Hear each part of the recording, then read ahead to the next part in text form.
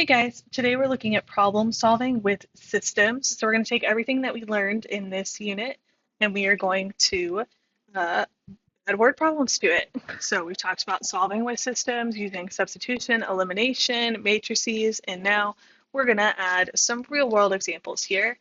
So example one says Candy has $70,000 to invest and wants an annual return of $2,800, which requires an overall rate of return of 4%. She can invest in a safe, government-issued certificate of deposit, but it pays only 2%. To obtain the 4%, she agrees to invest some of her money in non-insured corporate bonds paying 7%. How much money should be placed in each investment to achieve her goal? So what's really important with these is that you make sure and you identify what your variables are. So we did a word problem back in our 2.2 notes, and we talked about how it's really, really important that you say what you don't know so that you can set up your equation properly. So if we're looking at this problem, it's saying how much should be placed in each investment. So I would say that for my X, that's going to be how much money we're investing at 2%.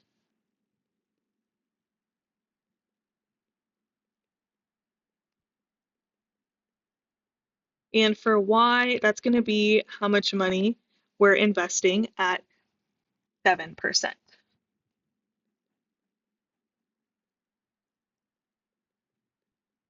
You've got one that is 2%, the government issued certificate of deposit, and you've got one that's the non-insured corporate bond at 7%. So those are my two different accounts that we're investing in. So if we're investing $70,000 total, my first equation should be X plus Y is equal to that $70,000. Then my second equation is going to come from the annual return rate that we want. So if we're investing 2% in our first account, so that first account is 2%, that's going to be 0.02x. The second account is 7%, so 0.07y. And we want an annual return of $2,800. So it's going to equal that $2,800. It does say that we want the return of 4%, so you could use your calculator and you could realize that if we're looking at $70,000, the 4% of $70,000 is that $2,800. That is 4% of my 70,000. So they're kind of throwing that 4% into that equation to kind of trick you to say, oh, if we throw this in here, maybe they'll put it in their equation and maybe they'll get the problem wrong. So that 4% is the $2,800. So make sure that you're paying attention, you're reading, you're really, really looking at what is going on in this paragraph. So now that we've got our two equations, we can go ahead and solve it. Let's use substitution for this one. I'm going to take my first equation and I'm going to solve it for y. So I would subtract x from both sides, and that would get me y is equal to 70,000 minus x. And then I'm going to take that and I'm going to plug it into my second equation for y. So 0.02x plus 0.07 times 70,000 minus x is going to equal 2,800. Okay, I'm going to distribute my 0.07. So 0.02x plus 0.07 times 70,000 is going to be 4,900. And then minus 0.07x is equal to 2,800. I can combine my like terms, the 0.02x and the negative 0.07x is going to give me a negative 0.05x plus 4,900 is equal to 2,800. From here, I'm going to subtract my 4,900 from both sides. So negative 0.05x is equal to, when I do 2,800 minus 4,900, I get negative 2,100. And then I would divide both sides by my negative 0.05. So x would give me 42,000. Now that I know that, I can plug it into my equation up here in purple that I solved when I was starting my substitution. So y is going to equal 70,000 minus that 42,000. So y equals 28,000. Draw that equal sign a little bit better. Okay, but remember when we're talking about word problems, we need to be a little bit more specific with our answers. So I'm going to come over here and I'm going to say that I'm investing $42,000 at 2%, and I'm investing my $28,000 at the 7%. So make sure that you are specifying which answer goes with which account so that we can make sure we know exactly what's going on with our question.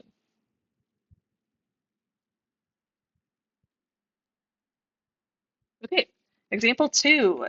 The manager of Dutch Bros decides to experiment with a new blend of coffee. She will mix some Colombian coffee that sells for $5 per pound with some Brazilian coffee that sells for $10 per pound to get 100 pounds of the new blend.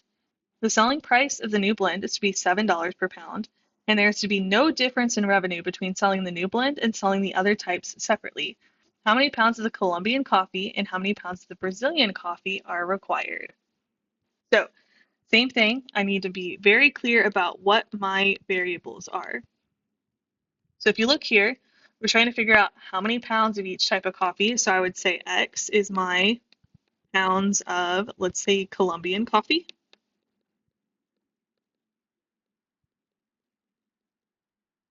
And Y can be the pounds of Brazilian coffee.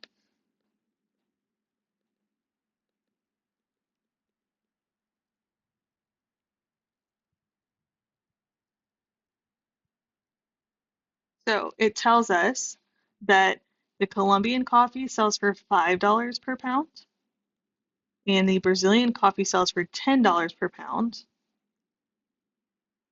And the selling price of the new blend is to be $7 per pound. And we want for our new blend to be 100 pounds. So we need to figure out what our equations are going to look like. So I'm going to start with my first equation just being the total pounds of my new blend. So I'm going to say X plus Y needs to equal 100 pounds. How many pounds of Colombian coffee and how many pounds of Brazilian coffee, when added together, need to equal that total 100 pounds. Then the next one is where I'm going to put the money. If my Colombian coffee sells for $5 per pound, that's going to be 5x. If my Brazilian coffee sells for $10 per pound, I'm going to have 10y. And my new blend needs to be $7 per pound. So that's going to be 7 times that 100 pounds total. Be careful that you do 7 times 100. It's not just 7 because we already know our new blend is going to be 100 pounds total. If you want to, you could go ahead and say 5x plus 10y is going to equal 700. You could skip the 7 times 100 and just write 700 if you would like to. Since we did substitution on example 1, let's do elimination here. I'm going to eliminate my x's. So if I have a 5x in that blue equation, I'm going to take my top equation and multiply everything by negative 5. So my x's will cancel. So that's going to get me a negative 5x minus 5y. And negative 5 times 100 gives me negative 500. So when I add straight down, the x's cancel. I get 5y is equal to, and 700 and negative 500, when I add those together, gets me 200. From there, I just divide both by 5. So y is going to equal 40. 200 divided by 5 is 40. Then I'm going to plug it back into that top equation because it's just x plus y equals 100. So x plus 40 equals 100. If I subtract 40 from both sides, x equals 60. So when I write my answers, I can say 60 pounds of Colombian coffee. Let's scoot over a little bit.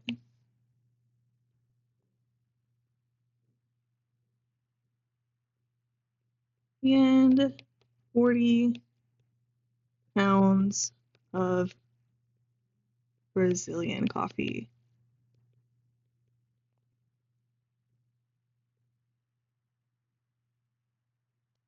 And there we go. All right, we've got 2 more problems on the back. This one says, suppose that f of x is equal to 4x minus 1 and g of x is equal to negative 3x plus 6. For what value of x does f of x equal g of x?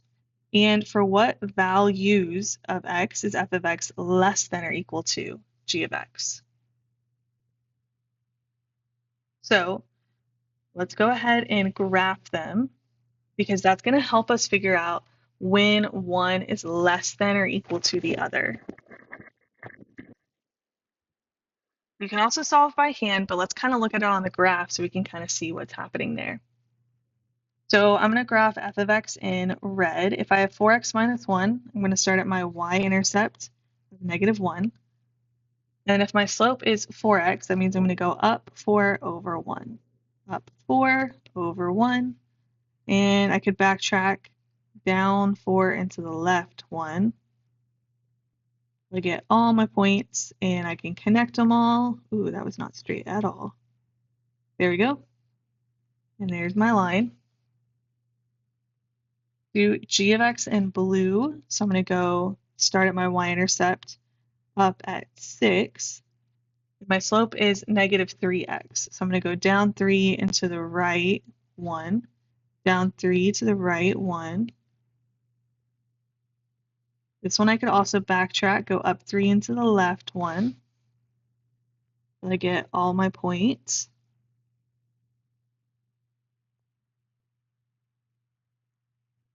So if I'm looking for where f of x equals g of x, that's where the two intersect. So that's my point right here at 1, 3. Or you could say x equals 1, y equals 3. We generally write it as a point though. Now if I'm looking for where f of x is less than or equal to g of x, what I'm looking for, my f of x I graphed in pink, and my g of x I graphed in blue. So I'm looking for where my pink line is less than or equal to my blue line. So I'm looking for where my pink line is below my blue line. So if I look at that on the graph, that's happening over here. So you can see that's everything to the left of 1. So I could say that's everything where x is less than or equal to 1. Or I could say from negative infinity to 1, and I'm going to do a bracket because we are doing less than or equal to.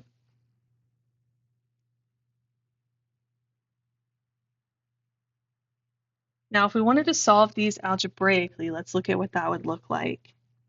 So if I wanted to solve just where they equal by hand, I would just say 4x minus 1 equals negative 3x plus 6. I just set them equal to each other. So I would start by adding 3x to both sides. So 7x minus 1 is equal to 6. I can then add 1 to both sides. So 7x equals 7. And the last thing I would do is divide both sides by 7. So x equals 1. So that gets me that x value there. and then I could plug it back into either of the functions to find the y value that goes with it. Really, we just need to know what value of x though, because it does say for what value of x does the function each equal. If I want to do the inequality, I would do a similar thing, but instead of equals, I would say is less than or equal to. So I would say 4x minus 1 is less than or equal to my negative 3x plus 6. Scoot this over a little bit. And I would follow the same process. So I can start by adding 3x to both sides to get 7x minus 1 is less than or equal to 6. I can add 1 to both sides, so 7x is less than or equal to 7, and then divide both sides by 7 to get x is less than or equal to 1, which matches with what we got up here. So you can look at it graphing, or you can look at it solving by hand. And this kind of is helpful when we get to our last example here. Example 4 says, suppose that the quantity supplied S and the quantity demanded D of widgets are given by the following function. So S of P is equal to 40P minus 200, and D of P is equal to negative 20P plus 1000. The equilibrium price of a product is defined as the price at which the quantity supplied equals the quantity demanded. That is, the equilibrium price is the price at which S of P equals D of P. Find the equilibrium price of the widgets. So the equilibrium price is where they equal each other, which is what we kind of looked at in example 3. So I can just take my two equations and set them equal to each other. So I'm going to take my S of P, my 40P minus 200, and I'm going to set it equal to my D of P, my demand equation, so my negative 20P plus 1000, and solve. So from here, I'm just going to add 20P to both sides. So 40P plus 20P is going to get me 60P minus 200 is equal to 1000. Then I can add 200 to both sides. So 60P is equal to 1200.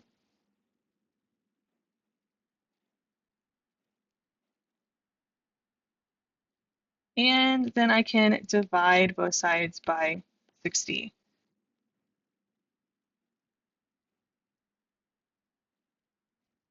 When I do that, I get that P is equal to 20. And we're talking about price, so that would be $20. The equilibrium price is $20.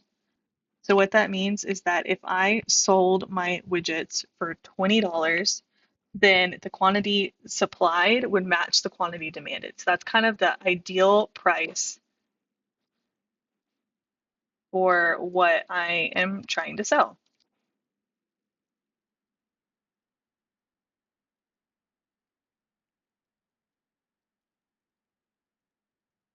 So B says, what is the equilibrium quantity, the amount demanded or supplied at the equilibrium price? So once I know that that $20 is that ideal price,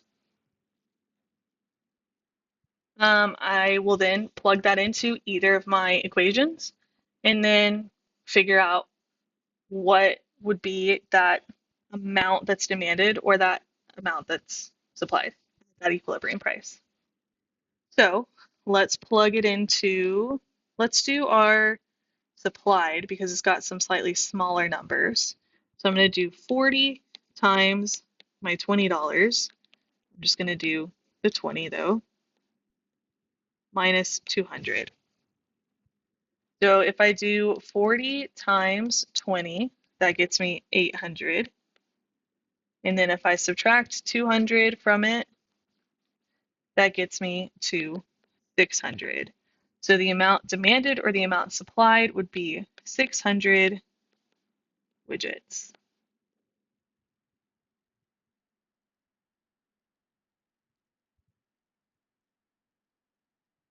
And then part C says determine the prices for which the quantity supplied would be greater than the quantity demanded. And so that's where we get into our inequality that we were looking at example 3. This is where we have S of P is greater than D of P.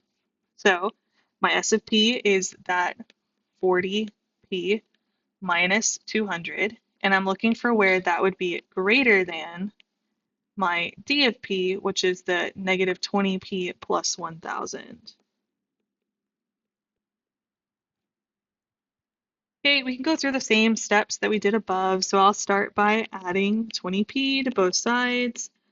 So 60P minus 200 is greater than 1000. I'll add 200 to both sides. So 60P is greater than 1200. And then I would divide by 60. So I would get P is greater than 20. So that first price where the quantity supplied would be greater than the quantity demanded would be my first price above $20. So it would be the $20.01. That would be my first price in anything above $20. So $20.01 and up means that I have more supply than I do demand. Great. That's it for this video. Let me know if you guys have any questions. Make sure you get started on your assignment, and you guys have a good day.